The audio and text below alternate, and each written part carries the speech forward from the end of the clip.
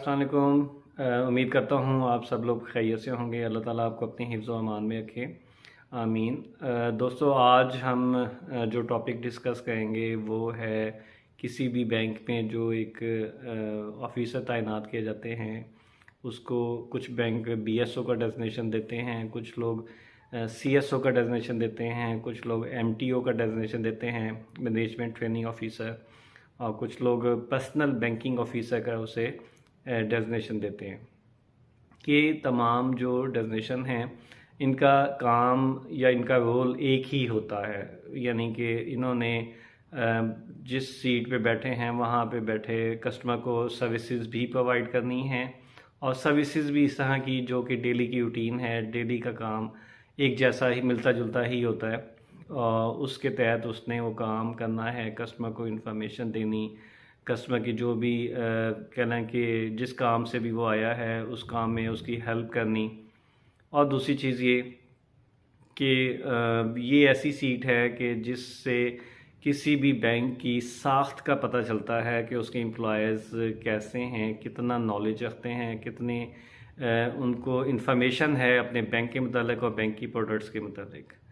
तो एक चीज़ याद रखिएगा कि ये जो BSOs, CSOs, personal banking officer, personal relationship officer, ये जितने भी डेजिग्नेशन हैं इन्होंने करना ये होता है कि कह लेंगे फर्स्ट ऑफ ऑल तो इन्हें ये करना चाहिए कि बैंक्स के मुतालिक प्रोडक्ट्स जो हैं वो इन्हें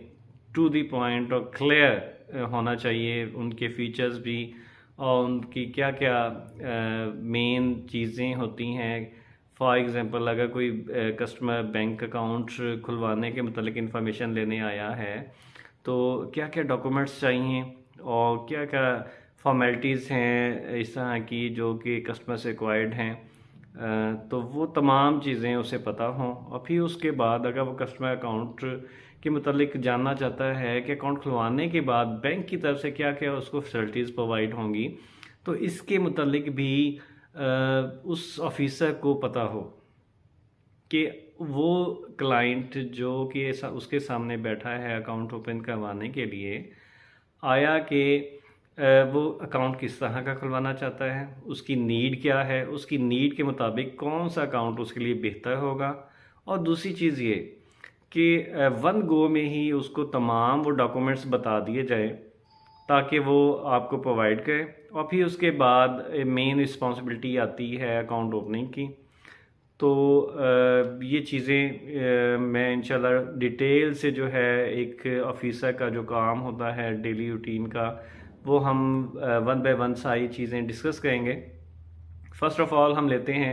कि जब एक क्लाइंट ब्रांच में दाखिल होता है तो ज़ाहिर बात है कि उसने या तो कैश निकलवाना है या जमा करवाना है। तो वो ऑफिसर के पास आया है अपनी या तो डिपॉजिट स्लिप जमा करवाए, अगर कैश जमा करवाना है तो डिपॉजिट स्लिप फिलअप करवाने के लिए आएगा,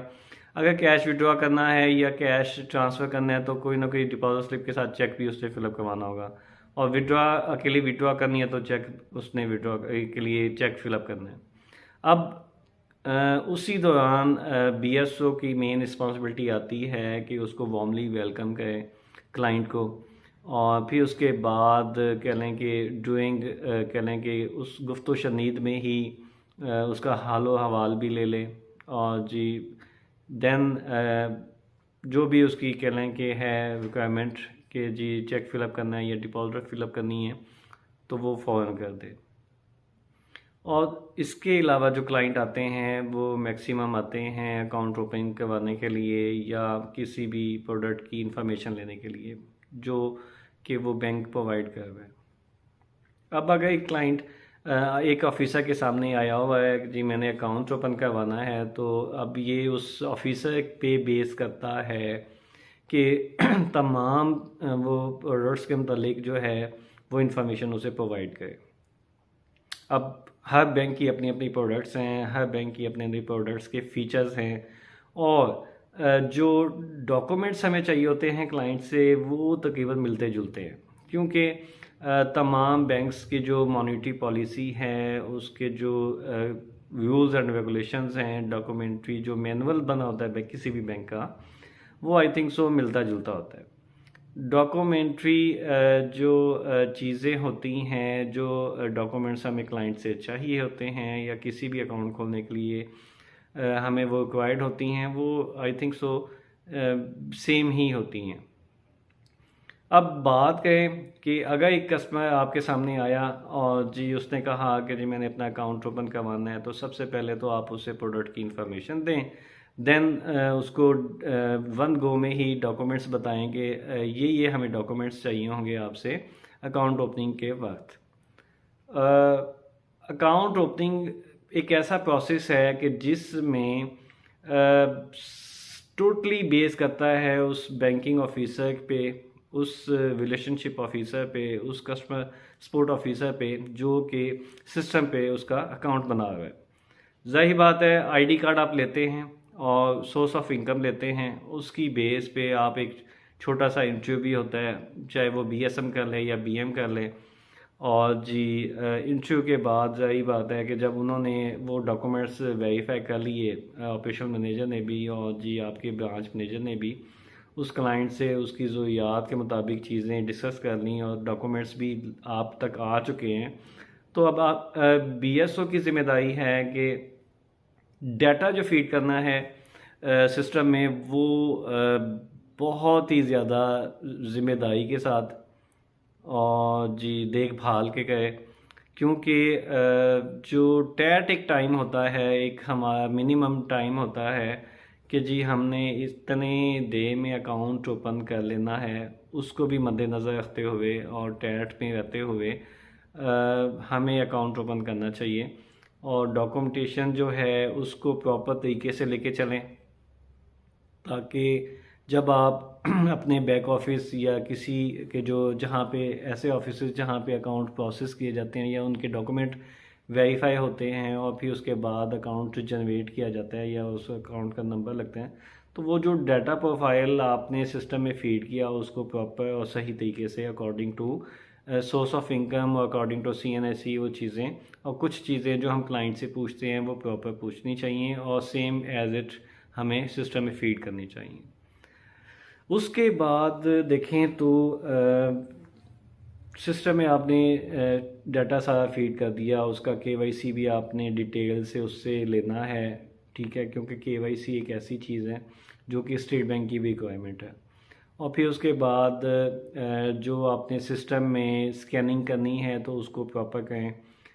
जाहिर बात है, तमाम डॉक्यूमेंट्स जो हैं मैनेजर या BSM या ऑफिसर किसी भी अथेंटिकेट ऑफिसर से जब वो साइन होते हैं, वेरीफाई होते हैं, उसके बाद ही आप स्कैनिंग करते हैं, तो वो तमाम चीज़ें आप देखें